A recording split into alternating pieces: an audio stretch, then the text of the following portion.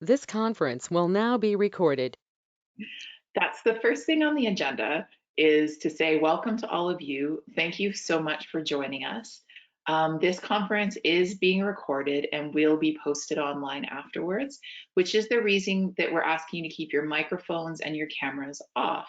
For privacy reasons, you may not want your face or your voice online in forever. It probably won't be there forever, but you know what I mean.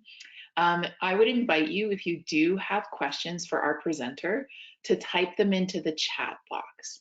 If that's not possible for you, because I know some people may not know how to find the chat box or that might be difficult, at the end we will leave a time, and you could turn your microphone on at the end and ask your question. But if you have questions throughout, please type them in the chat box, and if they're pressing, I'll bring them straight to Alice, but if they can wait till the end, I'll kind of curate the questions and bring them to her at the end. So once again, you are tuning in for the side-by-side webinar. My name is Emily Hill. I'm the education coordinator for Canadian ministries in the Presbyterian Church in Canada. It's a very fun part of my job that I get to organize these webinars and be with you and host wonderful people to talk about what they're doing in their ministries. Today we have Alice Post, who's joining us from Side by Side Ministry, and I'm going to turn it over to her. She'll give a little introduction of who she is and what relevance this topic is to her. And then we'll both be shutting off our cameras, and then you can just enjoy the presentation with questions at the end. So thank you, Alice, for joining us, and a warm welcome to you. Thank you so much, Emily. I'm very glad to be here. I appreciate this opportunity to talk about Side by Side, which is a little bit of a passion for me. And I'd like to thank each person who's joining today. And whether you're here present in real time or watching this after, you are most welcome. And I appreciate that you are taking time to listen today. So a little bit about me. I was born and raised in Calgary, so I'm often told that's a rare thing, but I have met a few other people who were born and raised here. I grew up at St. Andrews, Calgary, and my parents were actually founding members in the congregation that was established at Heritage Drive. I've been the side-by-side coordinator for the past 7 years, and I was not actually there for the development of the program and its inception, so I missed the pilot program. So I didn't join until 2013, and the program itself was actually developed by Reverend Jan Hazlitt at St. Andrews, and so I kind of came in after that. I personally am not a care partner for anyone living with dementia, but in a way I'm kind of a care partner with the care partners by taking part in Side by Side. So just to begin, I would like to say a prayer. So I have did not write this one myself, but I found it online. And so I just ask you all to bow your heads in prayer with me. Dear Lord and Father, thank you that you promise us that where 2 or 3 are gathered, you are there in their midst. Lord, we welcome you amongst us today and celebrate the gift of life that you have lavished upon each of us. We ask that you would open our ears so that we may hear your voice. Open our minds so that we may receive your eternal wisdom. Open our spirits so that we may know your leading and guidance. And open our hearts so that we may receive your wonderful love. We ask all this in the glorious name of Jesus. Amen. All right. So I think I'm going to turn off my video at this point and we will get started. Okay. So I'm going to just start with some terminology. Throughout this time, I will be referring to the person who's living with dementia as a participant. And the care partner, so this oftentimes people refer to the family caregiver. I kind of prefer the term care partner because it recognizes that many people who are living with dementia are able to choose for themselves for quite some time, and sometimes they just need a little support in working through their choices. but I just kind of like to consider the caregiver also just a care partner, just to recognize the role of the person who is living with dementia. I also just want to mention the term informal care, because it kind of is something that people don't think about necessarily directly, but it's essentially unpaid care.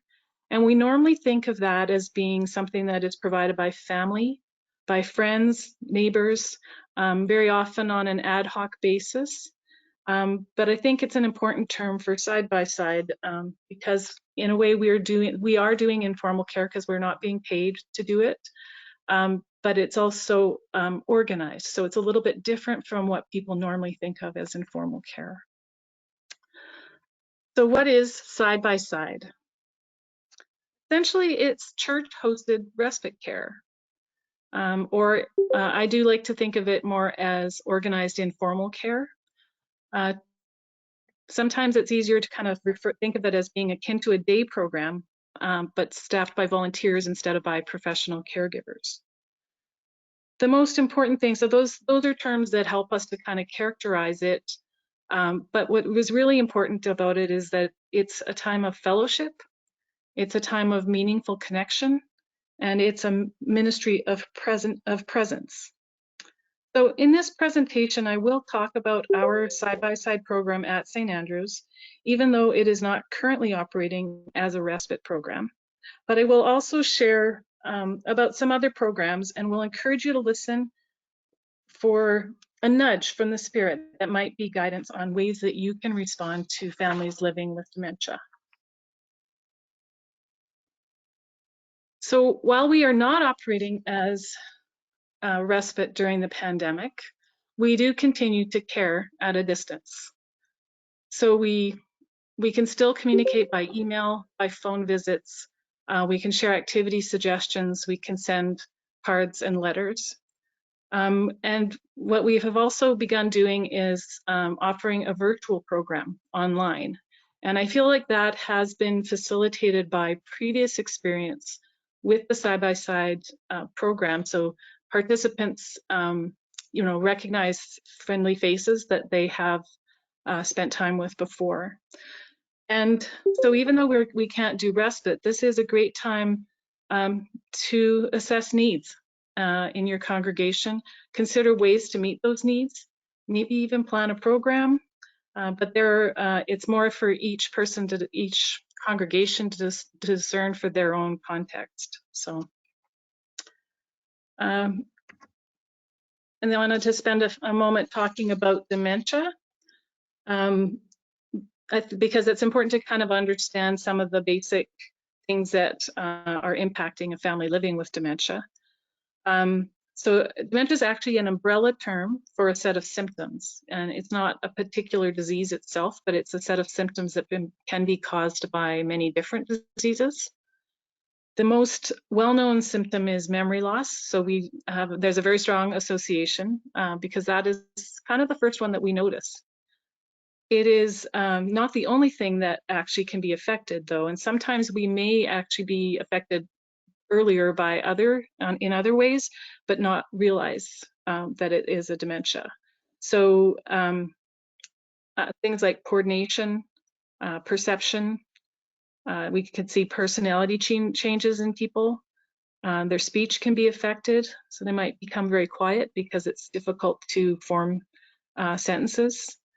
It can affect your filters or your judgment, your concentration. Basically, anything that your brain does for you can be affected by dementia or by a disease causing dementia symptoms. It can be progressive. It's a progressive disease that can be either slow or fast. It could be sort of a steady progression where just you almost don't notice differences, but over time they accumulate. But it can also be stepwise. And to some degree, I associate this in a very non-technical way as the difference between Alzheimer's being sort of that slow, steady progression, and sort of vascular dementia being more of the one where you might find more of a stepwise change. Somebody has a kind of a mini stroke kind of episode, and so damage is occurring and things change quickly in some of those situations. So the thing to mention about that is that it means that every journey is unique. Every journey is unique based on what particular part of the brain is being affected. I've heard it said that when you've met one person with dementia, you have met one person with dementia. So each person needs to be met where they're at. Make things very unpredictable, which is also something that impacts the care partners. So I am not actually a care partner, as I had mentioned. So I just want to acknowledge that even though I'm going to attempt to characterize what it's like to live with dementia, I am not somebody who knows, but I'm hoping that these are useful observations that if you are a care partner, that you may recognize. And so I just want to note that it is a long progression in many cases. And that can be a very daunting task. This can go on for a dozen years, 15 years, 20 years for some. Some of that will depend on how well medications work and how early the diagnosis has happened. Care partners are caring 24/7. That can mean a lack of sleep, and that actually will decrease the ability to cope. With the constant changes and adaptation, so depending again on which type of progression is happening, whether it's slow or fast. So it requires resilience in any case, because things do change eventually, even when it's a slow progression. When you're having to make those changes, and you need that resilience over time, that can get a little worn down. Each change that happens does also represent a loss in some ways, and very often it will represent increased responsibility. So as time goes on, you see increased responsibility and sort of less ability to cope with it, because there's an accumulation of difficulty. And oftentimes people are handling roles that they never counted on having to take part in. Sometimes it's dealing with the financial stuff if you've never had to do that. And so you're kind of having to learn new skills even in the midst of everything else that's happening. And so it becomes really clear that self-care is really, really important for this journey. But one of the difficulties is that how can a care partner practice self-care in order to nurture their ability to cope when they are dealing with so much? So this is where side-by-side comes in. The awareness of need for our program, there were families experiencing exhaustion, and the pastoral care team, they were praying for guidance because they couldn't see how they could help. Like, how could you, you can help in small ways, but you couldn't really give this whole space of time. And so there was a lot of prayer happening. And in the meantime, God was preparing an answer. Bethany Care Center in Northwest Calgary, they were discussing how churches, could maybe run a day program. Like, how could that work? And the late Reverend Dr. Frank Breich was part of that conversation, and he brought the idea to St. Andrews. So I have some hopes and dreams about how side-by-side could be a widespread phenomenon. I would love to see congregations discerning a call to walk alongside families living with dementia, and in whatever way is appropriate for their context, whether that's a respite program, whether that is a caregiver support program, a conversation cafe, even just being cognizant of the ways that you can be inclusive in the ways that worship services are put together. It would be amazing to see a Canada-wide network of programs, and also, where a particular church may not have every element available, that they could partner in the community and with other churches, or even just with other community organizations. We do see some of this developing in the southern U.S. There's growth in congregational respite ministries in Texas and Georgia, Alabama, and we'll talk a little bit about some of those. I think that Matt Deneen at Dementia Advocacy Canada expressed the dream eloquently in his first email to me, and a way that I found inspiring and wanted to share with you. So I'm just going to read it quickly. To think that places of worship could be transformed into places of respite during the day with meaningful and engaging programs is truly radical. This is truly a niche wherein all faith traditions need to heed the call to open their doors to the wider community, especially ones with unique needs such as dementia. So Matt himself is a care partner. His wife has early onset dementia. So I have appreciated his efforts. He's working in the role of trying to foster faith communities' response to families living with dementia.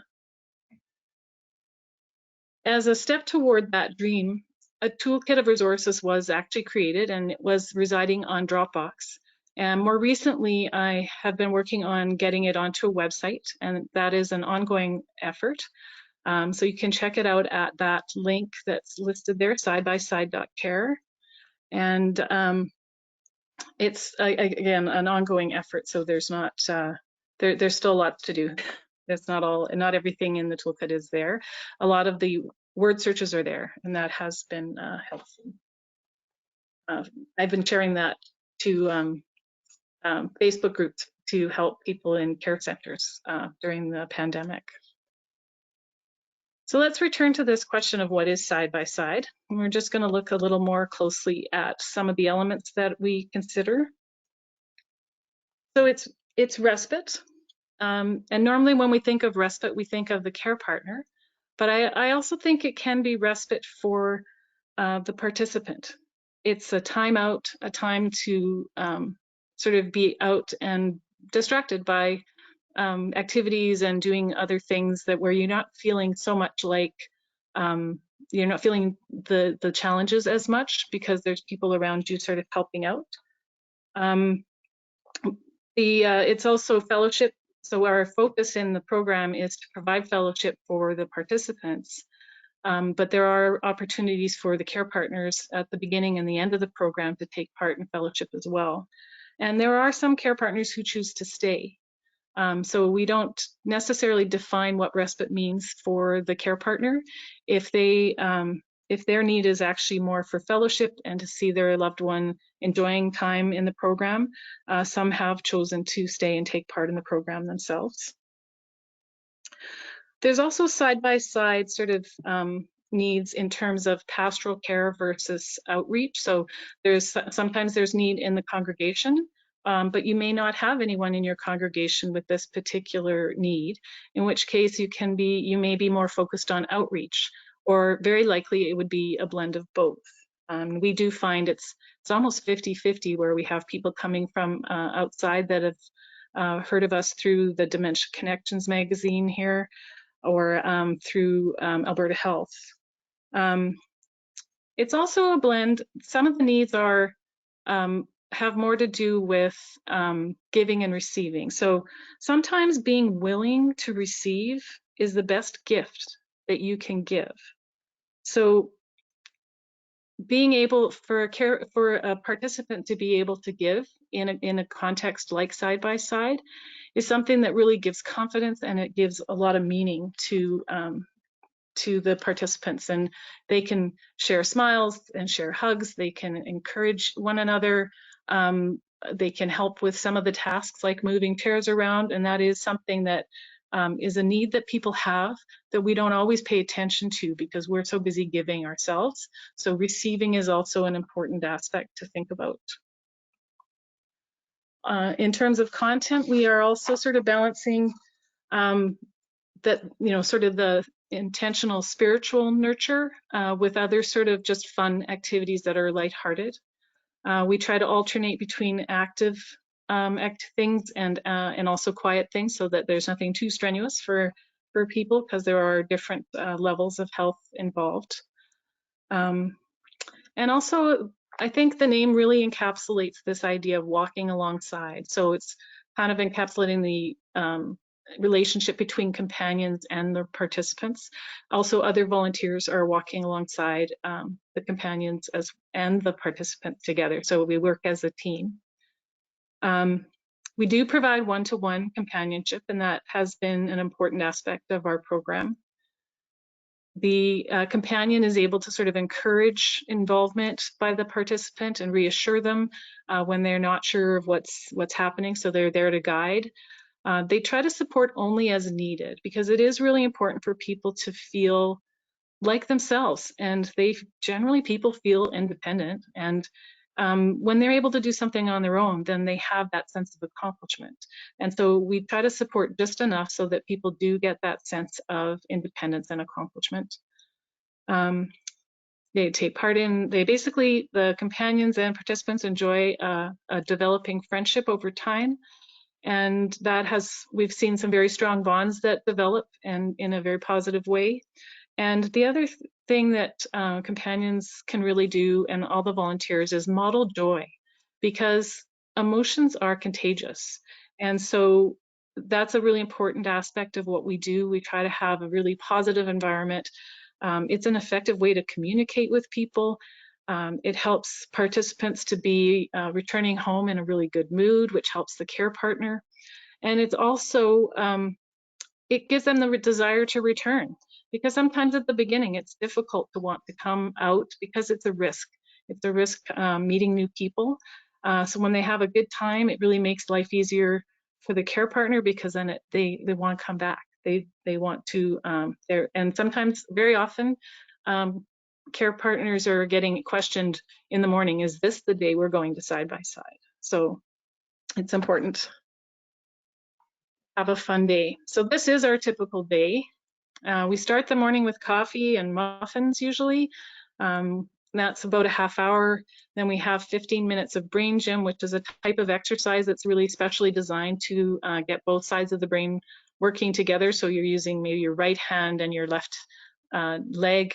And if you're touching those together, then both sides of the brain have to communicate in order to take that action. We then have a devotion time, which is often led by a retired minister. And there's also some volunteers who have found leadership in that role. There's a time for gentle exercise, mostly seated, and which may be different for other programs. Some are maybe more active. It depends a lot on who is present in the room. Then we also have a creative time, which is about a half hour.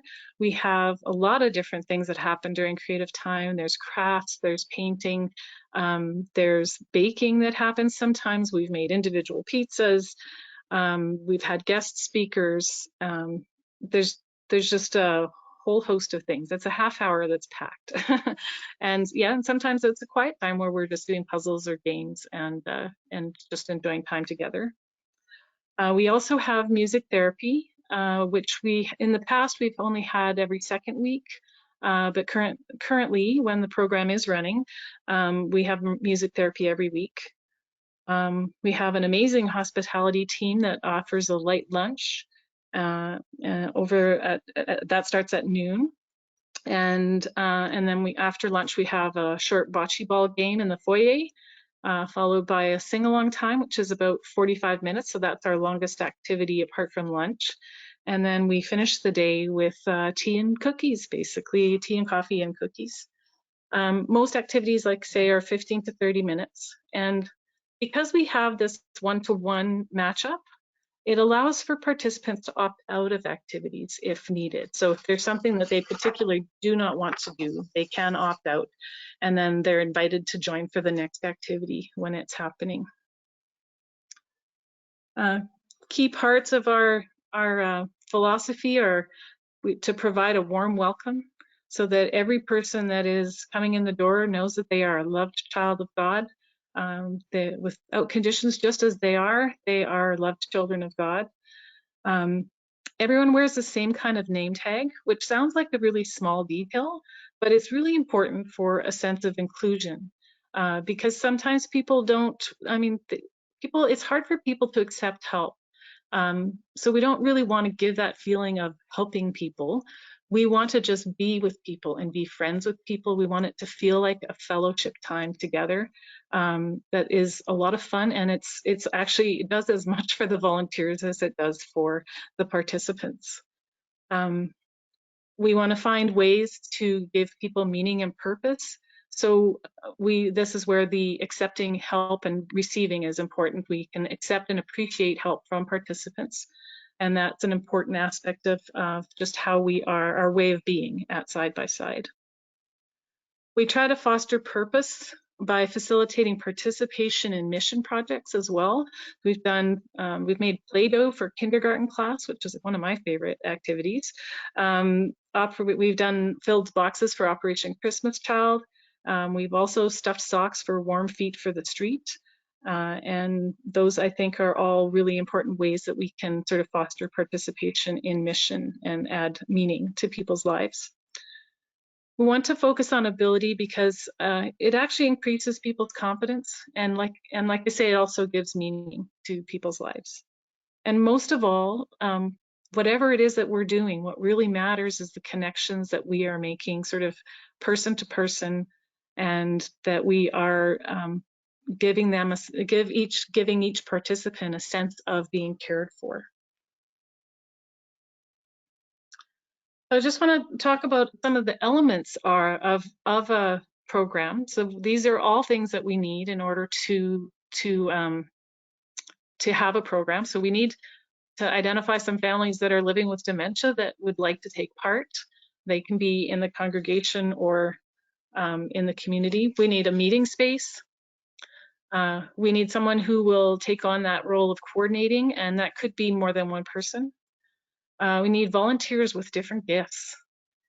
And we also need some funding for program costs. So I don't know if this sounds familiar to anybody, but I feel like churches can help. We have got families and many living with dementia. We have the ability to reach out to the community, even if we don't have anyone in our particular context. Most churches have meeting space, and usually that meeting space is actually designed for fellowship. We have a program coordinator. It does take a significant time commitment, but as I said, you could have 2 to 3 people that might share in that role. You just have to have really defined responsibilities. And I actually have job descriptions for both ways. We also need volunteers with different gifts. So we have people who with gifts for companionship, some who would like to lead the exercise. We have an amazing creative leader who I think is even on this call. Guest speakers, anybody who has, like when we had somebody going down to on a mission trip, and they came back and showed us, shared what they had done in Haiti. There's also the hospitality volunteers. So those are all skills, and we also get the congregation involved by inviting people to bake for Side by Side. And then there's also set up and take down. So there's a lot of different ways that people can contribute with different time commitments involved. And as far as funding goes, the program is funded by donation, and there is an allocation in our church budget for the basics, but it is actually quite well supported, and people do support it. And the care partners are not required to donate, but many do. So some of the things about churches that make us especially able to help out is that we are a familiar place for congregants. It's a home away from home. It's a familiar place. It's a place that that resonates as caring and safe. And for even people who are not actually attending your specific congregation, if they have grown up with in a faith community, the spiritual nurture still resonates, and it's an important part of feeling at home. So the familiar hymns can do that. The devotion time is a chance to worship in a way that maybe they have not been able to do in sort of regular worship. Volunteers are also something that churches have. We have older adults with wisdom and shared experience of world events that have shaped the participants' lives. So, and very often we do have older adults who are retired and seeking to make a meaningful contribution in ministry, and this is a really, really meaningful way to contribute. Another ways that churches are equipped to take part in this type of ministry is we do already have like a leading with care policy, and I'm at the Presbyterian Church in Canada, it's called Leading with Care, and I'm sure other churches have similar policies. And we do take safety very seriously. So we do security checks. There is training available. There is a volunteer manual. And there's also a covenant of care document that is signed by each volunteer. So the other thing to recognize is that people living with dementia, so the communication plan and buddy groups sort of speaks to some of the special needs that we have at the side-by-side program, because people living with dementia do retain sometimes a very strong sense of agency, and they may not have insight into the challenges that they're actually dealing with.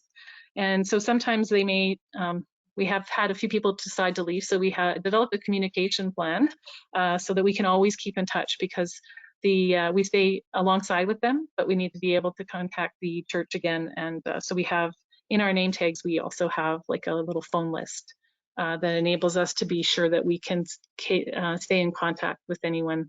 But again, it hasn't, we haven't had any, we haven't lost anyone yet.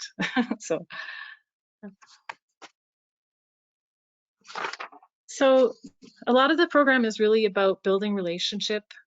So we spend most of our time with the participants, but there is also regular communication with care partners. Social time at the program does include the care partners at the beginning and the end of the day. And we have had a care partner gathering that was once a month for a period of time when that was felt needed. More recently, we had people who were already part of a kind of we're in a type of a program together, and so they kind of all joined at the same time. So in a sense, they had started with a support group already, and so we have not been offering that more recently, but it is something that you can consider. And I think that's a key thing, is that you do have to sort of adapt to your particular context. So I want to talk about variations. So we do have another side-by-side program in Calgary at Varsity Acres Presbyterian Church, and I think they are very much organized in the same way. I think they call their volunteers, their companions are called sides. So they've developed their own terminology, and I think they've made some changes to the program, and that makes total sense.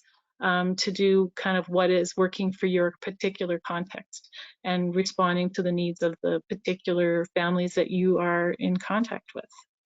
And my understanding is that they have also enabled, they've made contact with the Jewish Family Services in Calgary.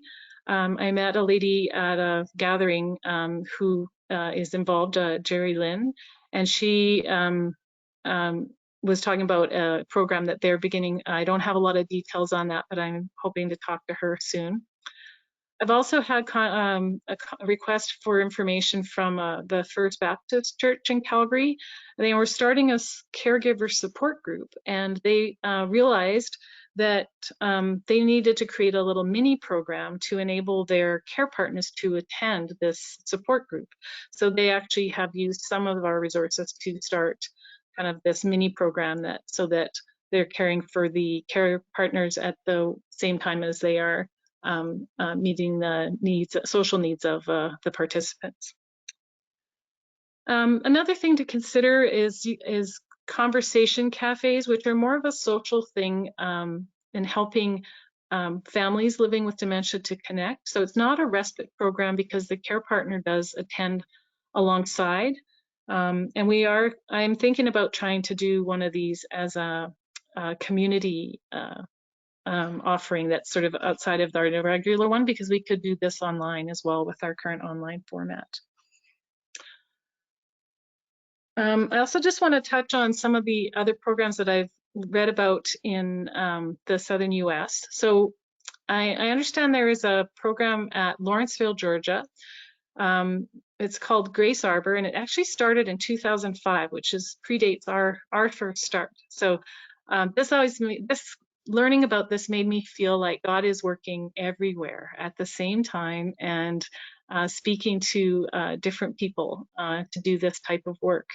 They started with 5 participants, 2 days a week, and this has been going on 14 years later. They've got so after 1 year they had 14 participants, 22 volunteers, and they were running 3 times a week. And 14 years later they have 27 participants, 40 volunteers, and there's attendance 1, 2, 3, or 4 days a week for each of the participants. So Robin Dill actually did write a book, Walking with Grace, which I have on order. I have not yet read, but I seen a presentation online where she talks about it being a manual that's based on experiences that they had at Grace Arbor. And that manual, that book, was used to create another program at the First United Methodist Church in Montgomery, Alabama. And this is a huge program. They do charge a fee. They require a particular ability to participate independently. So, and it's a huge program, massive volunteer engagement across the community and from various faith communities. So synagogues and other churches are all contributing volunteers to this effort. They have intergenerational activities, pet visits. They even have a choir, and I loved this because it's called the Side-by-Side Choir. They're inclusive of early onset, so you can see the age range there is 52 to 95. They have 199 volunteers, so obviously this is a major coordination effort. And they also went on to develop another foundation called the Respite for All Foundation that is focused on providing training. So they are they even went so far as to renovate their space. They spent $180,000, but they raised that money in a matter of hours. And one of the key things is that Daphne Johnson, who runs this program, says is that we can't cure Alzheimer's, but we can cure loneliness. And I want to just point out that we can do that on any scale. We don't have to do it on that kind of a scale. But one of the things that I've really focused on lately, especially during the pandemic here, has been not to let the things that we can't do interfere with the things that we can do. And so the key thing is to do what you can and what you feel called to do to care for families in your midst. So since we are not operating as a respite program right now, and we are online, we've only been doing this for maybe a week and a half to 2 weeks. I think we've had 4 calls altogether. And then it's basically what we've developed into now is a call twice a week. We are incorporating like the familiar elements of our program. And so things like we've started a gathering circle that's sort of in lieu of the coffee and conversation time. We include music using a screen share to YouTube songs. We have a devotion time. We have gentle exercise time, and we even complete a word search online together using the screen share and some of the annotation tools in Zoom. I think it's really important for the participants to see these familiar, loving faces and the smiles, and I think that actually is what has the most impact. So just spending that time together is a blessing. I do need to also mention that not everyone can transition to an online format. For some people, being online is kind of daunting, or it feels it just feels too scary because it's maybe something that's not familiar. And so that it doesn't work for everyone, but it does also have potential for a community-wide conversation cafe. So to offer this, maybe this type of format, maybe a little more open-ended to the wider community. So that is something I'm thinking about for June. This ministry is extremely rewarding in a transformational way. And I would like to encourage you to visit. There's a website that's I've included on the handout for this called lovingthroughdementia.org. And they have sort of articulated an action plan for becoming a dementia inclusive church. And I will say that step number 11 is to start a respite ministry. But I also think that the most important thing is for each of us to consider our own context and the ways that God is speaking to our hearts and what we can do in our particular context. I believe that God is weaving a tapestry of care. So I'd like to finish with this invitation. Come, be part of it. Thank you for your attention. Thank you so much, Alice. I don't know if you are comfortable turning your camera back on. If anybody has questions, this would be the time to put them in your chat box or turn your mic on and speak up if you have a question, because I know some people don't like the chat feature. One question that immediately came to my mind was, how big is your program? Like, how many participants and how many volunteers are you currently running at? So we started with one person in our pilot program. And again, I was not actually there for that, so I've just heard about it. We currently have 5 people in the program. We were hoping to bring 2 more on in April. So as we're taking baby steps with our online program, we have been working with. There have been 5 that we've been talking to, but 2 have chosen not to participate. So just because of the barriers of technology. But there's 3 families still attending online right now, and I'm hoping to bring a couple more on. Nice. Yeah. Does anyone have any questions? Should leave some space just in case people do. I can ask questions all day. So there's a few things that what do participants do when they opt out? That's a question. Yeah, so we usually have, we do gather information about people's interests before they start in the program. And so we usually try to have something kind of worked out if we know they're not going to want to do particular things. It depends on the individual. So there are puzzles. Some people like to play cards, or they might just have coffee and chat with their companion. And then we do try to invite for the next activity. So if they're going to opt out, it should only be for 15 or 30 minutes, and then we'd invite them to come to the next activity. We have had one participant who opted out a lot, but he liked to draw. And so he would draw all day. We made sure he got a sketchbook, and sometimes people would even pose for him. And we also got magazines for him to do to model his drawings on. So he would just try to recreate a photograph from a National Geographic magazine, and he loved doing that. And so he was still around other people, engaged whenever we could manage to engage him, and just happy to be there doing art. Thank you. Another question has come in. Does your church also have a caregiver support group? I think you mentioned this a little bit, that you'd originally had one. But we did have one for a period of time, and then people kind of come and go in the program. When a participant does move into a later stage and they end up moving to care, they the care partner sort of doesn't continue on. But we did actually have some care partners continuing on just in the care partner gathering once a month. But it eventually sort of became something that was not as necessary. And then just as things changed, we had care people joining who were already in a support group. We had one member of our congregation who was in a Memory Plus group, and he basically invited all his friends to Side by Side. And they didn't all join at once, but they sort of all joined there were like 3 or 4 different families that were all in that group. So we were kind of providing pastoral care more individually for those that were not in that group, and the others seemed to already have this support group that was working for them.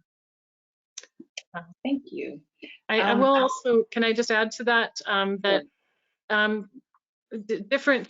different congregations, there are other congregations in our area that do provide caregiver support or care partner support groups. And so that is one way that you can kind of partner with other churches. So one might have if you kind of just share your timing, then and somebody else wants to start a support group, they might do it during the same time that you have Side by Side, so that they don't have to do both the participant program and the care partner program. So that's an opportunity. I think that's a wonderful suggestion, to partner, because I think oftentimes churches feel like they have to set out on their own for certain initiatives, but it's nice to like actually check with other churches about what's already going on with them in terms of caregiver support or programming, and see if you can even do something together. Yeah, absolutely.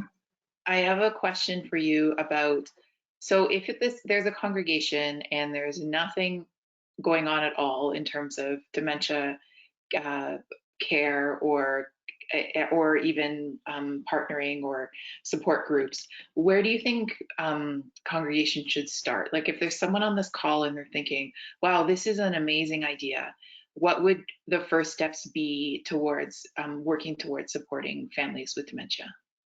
So I would encourage people to look at one of the websites listed on my handout called lovingthroughdementia.org, and they actually have an action plan. And one of the first things really though is to get educated. So access your local Alzheimer's Society, see if you can put on even an education event, invite people to take part in a conversation about a response to families living with dementia. That is one of the things that Jan Hazlitt did when she started Side by Side at St. Andrews. And I noticed that a lot of the people who have volunteered were on that original sign-up list. So clearly had a heart for people living with dementia and wanting to be part of that response. Mm-hmm. Yeah, that's helpful, the education part and seeing what the options are out there. That's in line with what you've been saying about partnering. Like this isn't about setting out on your own.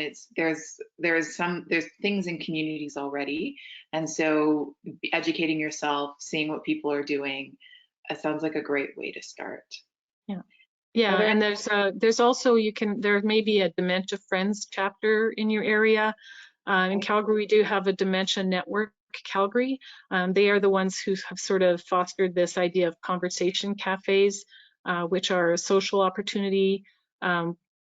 It's been, a lot of them have been offered in restaurants and things, so that it's an informal place to meet. But there are some that have taken place also in churches, in libraries. There's a lot of different ways, different places that people can meet.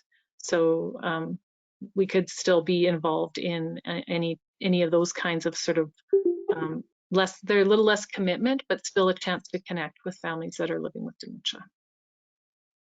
Thank you. Any last questions, or do you have any final words you'd like to say, Alice? You don't seem to have more questions coming in, so. Okay, I do have a prayer to close with, if people I would want love to. that. Thank you. Okay. Heavenly Father, thank you that you are the source of all true joy in life. Help us to find our joy in you. May your voice sound clearly above all others as we leave this place. May your peace be in our hearts, your grace be in our words, your love be in our hands, and your joy be on our souls.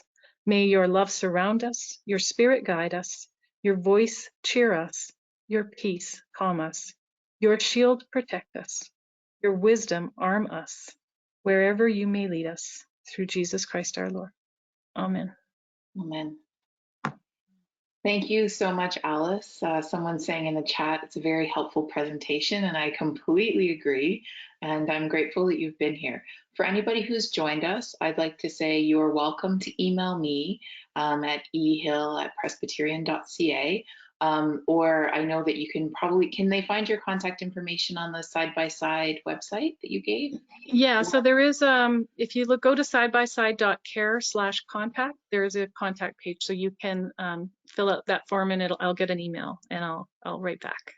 Yeah, so you can I'd love to hear from people through the website. And yeah, someone saying thanks for this program. And I do want to say thank you and many blessings on your side-by-side program. And I love this vision you have of it spreading and the things you said about joy and being with people. And there's just so many things you've said that I think apply to so many ministries. There was, someone's asking about the handout. There is a mention of a handout. It's going to be posted along with a video of this webinar, as well as the PowerPoint slides. That will likely be up tomorrow on our website under previous webinars. But if you have signed up for this webinar, you'll also get an email saying where you can find that information. But even if you just Google Presbyterian Church in Canada previous webinars, it will likely be up there tomorrow. So that's how you can access the handout, and you can definitely be in touch with either Alice or I if you have more questions. And yeah, just thank you so much for everyone who's been there, and may this day be filled with joy for you, and may the Lord bless and keep you as you leave this place. Amen. Have a great day, everyone. Thank you again, Alice. Thanks so much. My pleasure. God bless everyone. You.